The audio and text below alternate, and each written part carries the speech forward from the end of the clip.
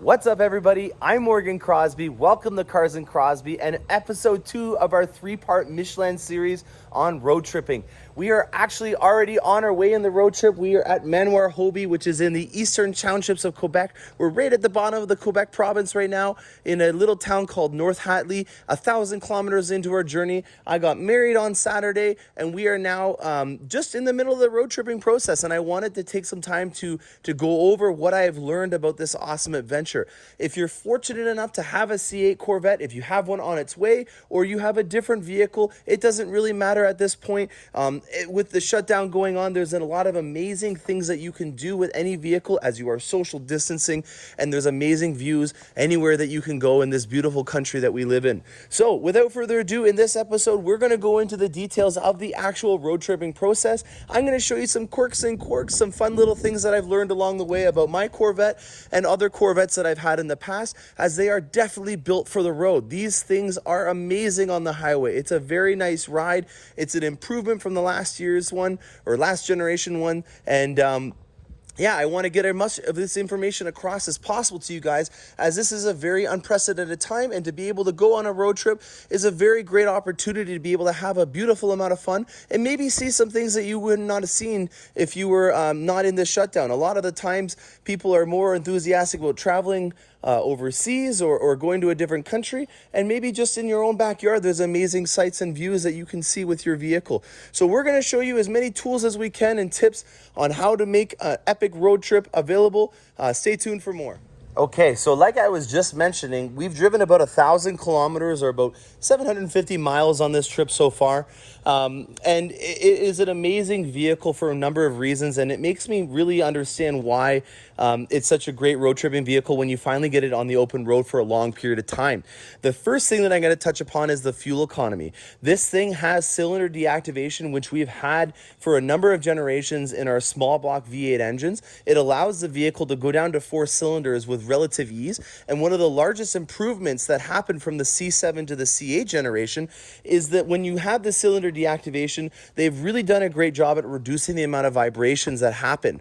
When you had the old C7 go into the cylinder deactivation mode, you could feel the physical vehicle vibrate and the engine tone would change drastically. This was something that I could note even if I was tapping to overtake somebody, and it wasn't so much that it was annoying, but you definitely got used to the constant drone when you were in the 4-cylinder mode. With this one, you cannot even tell when it goes into the 4-cylinder mode. So that is a really great improvement in terms of ride comfort. I'm going to go a lot more into detail about ride comfort very shortly, but when we're still on the topic of the fuel economy, we basically got around 7.5 liters per 100 when we were in touring mode, and then all the way up to about 9 liters per 100 kilometer when we were in sport mode. I apologize, I don't have the conversions off the top of my head for miles per gallon, but that's exceptionally good. We have a 65 liter tank in this Corvette, so when you are going on a vehicle journey with a small tank and you can get 700 kilometers on one tank, that's remarkable. I'm always laughing to myself when I get to a fuel pump and someone's maybe making a snide remark about how much fuel I probably spend. It's hilarious because it's not the case at all. It is very efficient, and it's just one of those added benefits to having one of these amazing vehicles. Now, on the topic of comfort, with the cylinder deactivation in touring mode especially, the exhaust note on this vehicle is crystal clear and quiet. It is beautiful when you have your spouse with you and you're on a long journey. Maybe it's been a monotonous trip and you're already 5 or 6 hours into it, and sometimes the exhaust note can get a little boring or a little overdue or overdone, and that is really something that I appreciate about this new C8 Corvette and how quiet it is. No offense to some of the roads in Quebec, but there are definitely some rough roads in this province, and with the new magnetic ride control, there is a massive improvement in terms of the ride quality. My wife is not the most enthusiastic person about sports cars. I started out with a C6 generation Camaro, so that would have been a 2016, and when we went on trips to Detroit or to Chicago, no offense again to Michigan, but Michigan had some very rough roads, and the Camaro was very easy at pointing that thing out. And then when I went to the C7 generation, I did choose the magnetic ride control option, and there was a large improvement. But this one, without a doubt, my wife confirms it, is miles ahead of any of the other ones. The ride on this vehicle is absolutely exceptional. So when you pair that with the lot quieter cylinder deactivation, and then we also have the noise canceling technology that's from Bose on this vehicle, it makes it for a very, very nice quiet trip when you're on a long journey. So another reason to make this vehicle such a dynamic model, it can change its character with just a push of the button to make it a quiet cruiser on a GT road trip, and then with a couple push of the button we could go to the track and make this thing completely liven up again. So we've gone over fuel economy, we've gone over the comfort of the vehicle. Now let's go over just the handling and ride experience of the vehicle. Lastly, I want to talk about comfort in general on these road trips. I have touched upon it with the 4th generation magnetic ride control, but I also want to talk about these tires. I can notice that there is a significant improvement in terms of the amount of noise that is coming from these tires. It's difficult to gauge that on one specific road, as all concrete and asphalt does make different types of noises. But because I have quite a few different types of rows under my belt with this vehicle now, I can kind of give you a general comparison between other vehicles' tires, such as the Michelin Pilot Super Sport on the previous generation. And I do want to note that there is an improvement in terms of noise that comes from these tires. I'm not trying to say that I'm a big fan of having a quiet car that doesn't have any character, because that's the opposite of the case. But when I'm with my wife, I want to make sure that I can give her a comfortable experience. And by having it in touring mode with a quieter exhaust, having a quieter set of tires, and also having a greatly reduced amount of noise coming from the vehicle is an added win, especially if we're on a long journey and maybe she's trying to take a nap. I particularly love to be on the road, and having a naturally aspirated V8 with torque readily available whenever possible is a huge benefit for me. But even further than that, one thing that I uncovered yesterday while driving in high winds is how well this vehicle handles the crosswinds.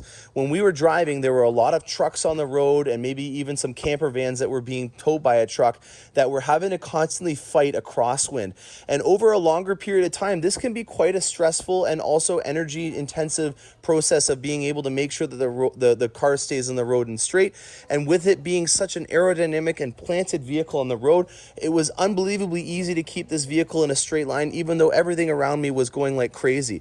So I was very, very happy with the vehicle handling in high wind environments. I also was impressed by the amount of noise that was coming out of it compared to previous generations, and I'm really excited to see what the next leg of our journey brings for us. So I hope you guys are enjoying this vehicle. If you already are motivated, get out there on the open roads. This is an awesome opportunity. There's beautiful weather going on right now. Stay tuned for more awesome content as I have it coming out. I apologize for my voice, it's a little hoarse. I just got married last night, and we are getting ready to go on our epic voyage circumnavigating the province of Quebec. If you were watching episode 1, you'll know that we already got the vehicle all shined up. We also did the health check on it. And what I want to just start off with in this video is going over what the awesome things are that I was able to fit inside of my Corvette. And then we're going to go into the actual voyage component and some tips and tricks that I found along the way for making your road trip that much more memorable. So without further ado, let's go inside of my Corvette to see what kind of cool things I have. In the front of the vehicle, I've got a weekend duffel bag. These are really great. There are ones from General Motors that I have on order, but it just has not arrived yet. And then the other thing that I have in here, which all carry-on luggage that fits into overhead compartments is compliant and fitting with, is in here as well. That, to me, is really nice to know, is that if it fits in the overhead compartment of an airplane, it's going to fit into the front very easily. In the back, where I have the larger compartment, I have a couple of cool things that I was able to find. One of the things with it being Quebec, there's a lot of great food experiences that you can do, and I was able to find a Yeti cooler that fits perfectly inside of the back of the Corvette. This is going to be great for being able to do wine trips and stuff like that, and it also has a backpack on it, so it's going to be nice if we're going to go on a walkabout or a picnic. And then I've got some dress shirts and stuff like that, so they don't get all wrinkled up when I have them inside. I've got a hiking backpack, and then I've got my new wife's luggage as well back here, which is the exact same kind of one that I had in the front. So this is going to be quite a bit of stuff. obviously we wanted to come prepared, and it's not like we're traveling overseas where we have to have a limited amount. So being in a road trip, you have a lot more luxury that you can bring with you in terms of extra clothing, maybe an extra pair of shoes. And this is something that I see as a massive benefit if you're going to take this vehicle on a longer road trip. So stay tuned for more. We've got a lot of awesome stuff to cover today in this episode.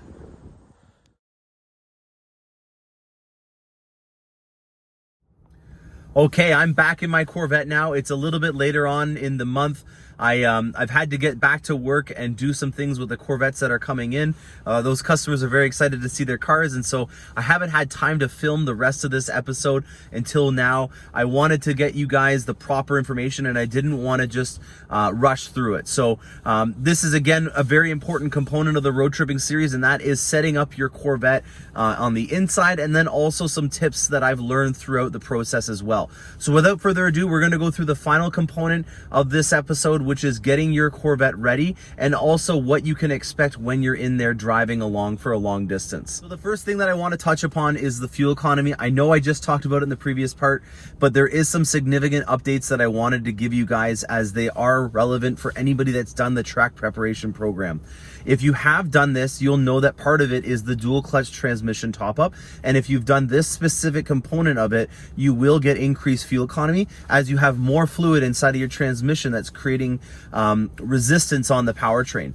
It's inevitable that if you do this, that you're going to get increased fuel economy. But let's be honest, if you're taking your Corvette to the track, you already are used to the increased fuel economy. If you haven't done any of the track preparation stuff, have no fear. The numbers that I was mentioning before in this were accurate. It's just if you've done the track preparation that you're going to see that difference. So I want to talk a little bit about tire noise as well. I know I was already talking about that as well. It sounds like I'm kind of debunking a lot of the things that I was talking about. I was right for saying that the tire noise is less, but it's for different reasons than what I expected. I was lucky enough to be able to talk to the engineers at Michelin and also at Corvette to learn about why this is on the C8 Corvette. It has a lot to do with the architecture of how the Corvette is laid out now. With it being a mid-engine Corvette now, there is a significant amount of mechanical components that are in the way between you and the actual tires. If you guys remember on previous generation Corvettes, this was a very large open cavity on almost all the previous Vettes that we had, except for maybe the mid-years and the original C1. This was just a big open cavity that you could store either a target top or a bunch of other stuff. And because of that, there was a lot of sound that was resonating through the floor of the Corvette. With you now having the engine in the way and there being significant sound deadening done to stop all that auxiliary noise coming through the Corvette, it's meant that the noise that normally comes from the tires isn't allowed to permeate through to the cabin. This means that there is no difference in the actual noise from the tires. I talked to Michelin, and the Pilot Super Sports on the C7 and these new ones on the C8 have no major difference in terms of tire noise, and it has more to do with the surfaces that you're driving on that make the noise.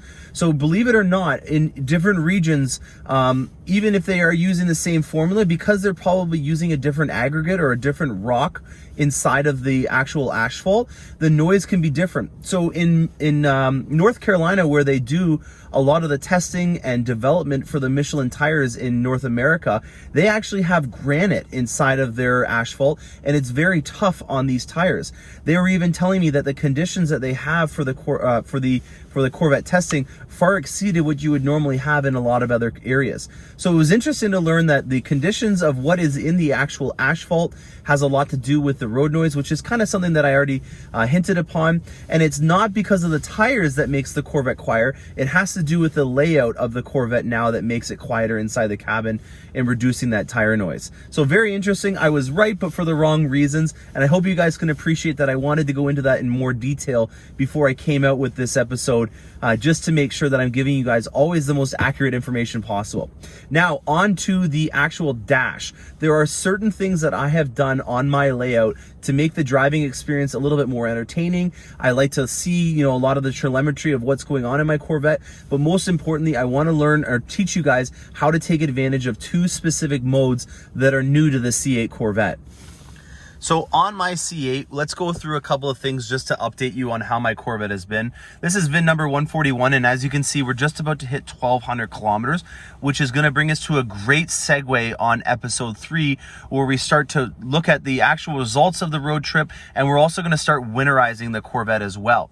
So with that being said, you're going to be doing a transmission filter, you're going to be doing an oil change, and that's all stuff we're going to talk about in episode 3.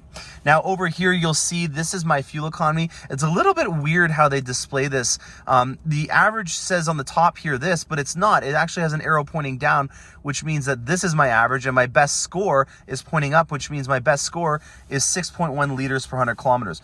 Just for the Americans to be able to have no need to go over and do this conversion on their own. Let's go over to units here. We're going to turn this into US, and then we're going to go back over here so that you guys can see what kind of fuel economy I was getting on my Corvette. So we have 14.4 miles per gallon as the best, or the average score of my Corvette, and then we have 25 miles per gallon in the last 450 miles. I drive spiritedly. I also have the track preparation on it, like I just told you, is going to increase the fuel economy, and I didn't buy this Corvette to worry about the fuel economy, but there is a lot of amazing things that you can do in terms of fuel economy. Now on to what I was just talking about, which was the two specific modes that are unique to the C8 Corvette that really give me an added user benefit when I'm doing a long-term drive. And those two buttons are the Z button right here, and when I turn it into my mode on the mode selector over here. Now, the reason why I'm using these two modes in particular is because when you're in your specific modes now, you can customize these modes to be exactly what you wanted at any given time.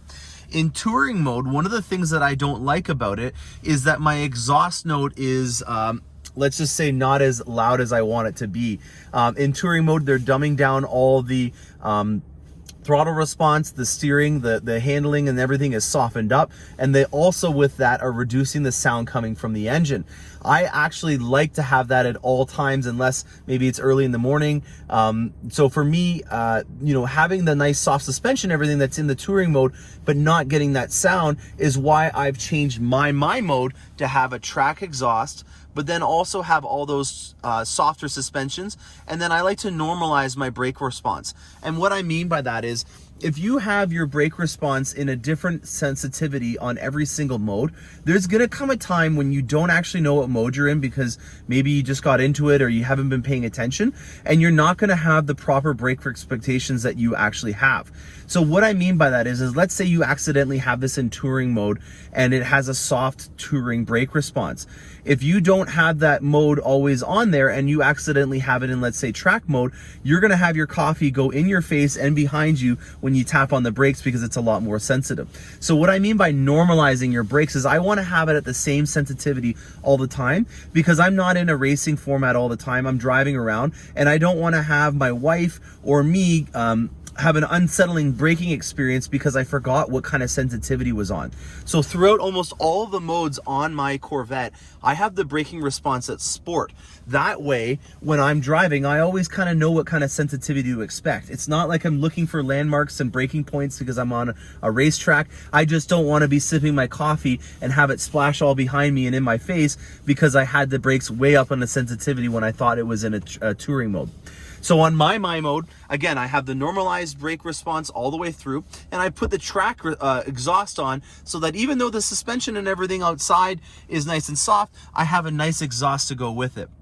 Now, the other mode that's on here that I quite frequently use on the highway is my Z mode. And the reason why I do that is because I've got that mild to wild all ready to go with a touch of a button. I'm not having to fiddle around here to get things all set up or twist this dial around to do it. It's absolutely immediate, and if you're driving properly, you should always have your hands on the wheels. And as you can see, if my hands are on the wheels properly, it's very easy for me to be able to press this button and get into the Z mode. Now, why would I need to have this? Well, if there's someone that's going by in a Mustang and maybe I wanted to overpass them to show them who's boss, I can easily press the Z mode, and kind of like in Formula 1 where they have the overtaking modes, that's how I kind of consider it. It's a very easy way for you to be able to change the entire character of the vehicle with just a simple touch of the button, but then very easily be able to go back once you've overtaken the Corvette, or sorry, the Mustang or something else that's on the road, just to give you a random example of why I would use it. So those two modes are different than in the previous generations. On the C7s, you could change around all the different modes. So when you were in touring mode, you could always have it have the track exhaust. In this, it's a little bit different, but I don't mind it because the My mode is exactly what it says. It's My mode. It's what I like to be in for the most part. And I'm not really too concerned that if someone's driving by me or sees me on the side of the road, that it sounds very good, but the suspension is secretly nice and soft. I think that that's a luxury that we have, especially if you've purchased the magnetic ride control option. And so without a doubt, that is something that I wanted to pass along as a good feature for when you're road tripping. Finally, I want to talk about navigation. This is an absolutely integral component of the actual trip. It should have actually probably been in the preparation part of it in episode 1, but we were getting a little long in the episode, so I'm going to just touch upon it now. There are a lot of amazing resources that you have available to you in terms of getting a trip planned out. It's important to make sure that you plan your trips out, especially if you're trying to find really great roads to take your loved one or maybe a friend or someone that's following behind you on. And with resources like Google Maps and Waze, that you can integrate into your vehicle through Apple CarPlay and Android Auto. This is an amazing resource because you can be in the comfort of your home, setting out and plotting points on a specific map, and then integrating it into your vehicle by just simply plugging it in or using the Android Auto app.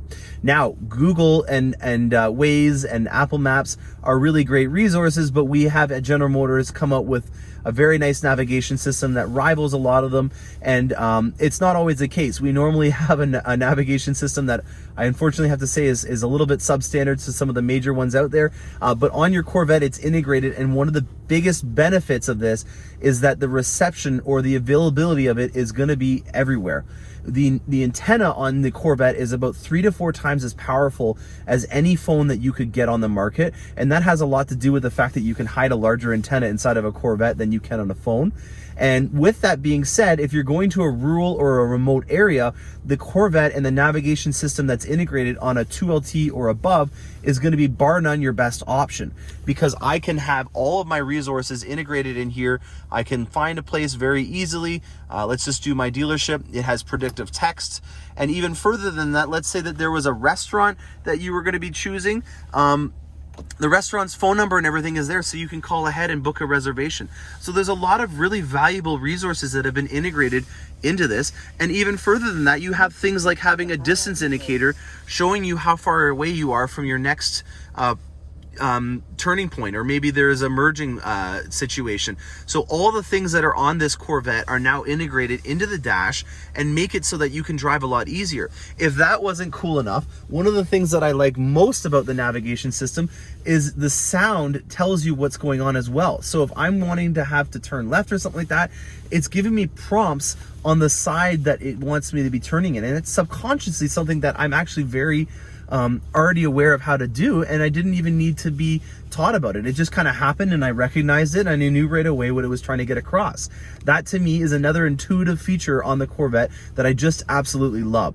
So I'm going to go through a couple more of the driving tips now to wrap up this episode. I hope you guys have enjoyed it so far. Stay tuned for some more awesome content. All right, we're going to talk about the final component in episode 2, which is the actual driving. I know it's ironic that this is finally getting to the point where we're driving, but let's go through it. We have our navigation here all set up, and let's say that, for example, you change around to something else on the menu. Luckily, with this new integrated system, you have it integrated into your heads-up display as well. That's a huge benefit, especially if you have a co-pilot that's messing around and doing something else in it. You're not going to miss an exit or hear about a turnoff, or not have that visual aid there, because you have it also in your heads-up display. An amazing, valuable resource to have. Now, the other thing that we have at our disposal in the 2LT and above is this live stream camera system here. Now, this is going to give me 300% more visibility than in a normal mirror, and it means that if I have someone in another lane beside me, by the time they leave that lane, they're already picked up on my blind spot detection system in my mirrors, and also my nice big mirrors that I have as well. So those are very, very valuable tools that I have at my disposal, and that you can readily take advantage of, and giving you a lot more confidence behind the wheel. Now, another thing that I want to talk about is just overall demeanor when you're driving these things. You always want to kind of make sure that you are aware that somebody may not see you. They're very low. You know, the Corvette is a smaller vehicle, and if you think about it, this blind spot of another vehicle with your Corvette could be a lot larger, so they may not see you nearly as much as they would in a normal SUV.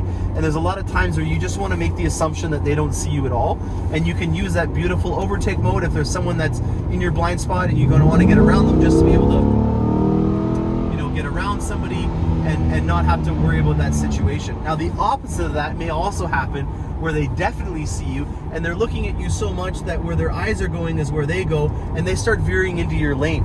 So also be aware that when you have a beautiful Corvette, there's going to be a lot of people out there that have may not seen one, or maybe they're looking at one because they're trying to spec one out for themselves, and when they're doing that, their eyes tend to look at your vehicle, and therefore their steering wheel turns to tend towards your vehicle as well. That's something that I've noticed, especially on the highway, where people are not really paying attention and they're entering into your lane. So defensive driving is a very important component of a road trip with a Corvette, and it should be on any vehicle, but just even further than that, because of the amount of people that are looking at you or may not even see you. Now, another thing that I want to touch upon is overall just the ride of the vehicle. It is an amazing ride. It's very quiet, but also what you want to make sure you do is set up your seats and your mirrors and your steering wheel accordingly, and you have memory positions for both the passenger and the driver. So if you were in a situation where your spouse or your co-pilot was wanting to switch over, one of the nice upgrades that's on this Corvette is you can easily go over here and press your seating position to have everything set up, and then you could go over, if you're passing over, and have your seating position set up over there as well. So you're not having to always be in an uncomfortable position because you don't want to change it from the previous person that was driving. You can kind of always have it preset in either side of the vehicle for you to be able to have that as you go. Now, the last component seems a little self-explanatory, but I want to bring it up just in case there are some people that still do it, and that is to avoid track mode when you're on the highway. If you're on the highway, you could be in a situation where you don't really know the conditions of the roads, and there may be a pothole or rough road conditions that's really going to unsettle the car quite a bit, and that's not a safe thing to be doing. Obviously, you could be damaging a rim or a suspension component, unfortunately, if you hit a very major pothole. But more than that, you're just unsettling the car, and it's going to make it so that you're in unfavorable driving conditions. With this vehicle having a very advanced suspension system, there's no need to be in track mode because you can switch around the exhaust notes all on its own.